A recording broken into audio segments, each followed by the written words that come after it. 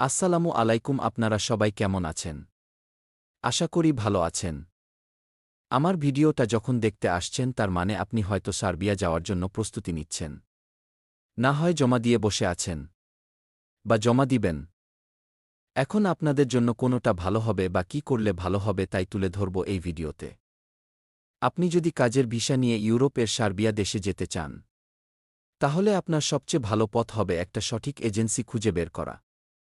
আমি এ কথা কেন বললাম? কারণ সার্বিয়ার ভিসার রেশিও ভালো থাকলে ও আপনার ভিসা ১০০ জন এর ভিতর ৮ জন থেকে ১০ জন এর কম এই হয়। এই ৮ জন থেকে ১০ জন এর ভিসা বের করে এক এজেন্সি এই এজেন্সির নাম বেচে খেয়ে হাজার হাজার এজেন্সি প্রতারণা করে। যেমন এই সব ৮ থেকে ১০টা ভিসা হয়েছে এমন দেখিয়ে অনেক ফ্যামিলি থেকে টাকা পয়সা হাতিয়ে নেয়। ভুয়া ভিসা দিয়ে লাখ লাখ টাকা নিয়ে পালিয়ে যায়। একবার টাকা যদি তারা নিতে পারে ফিরে পাবার সম্ভাবনা একবারে কম।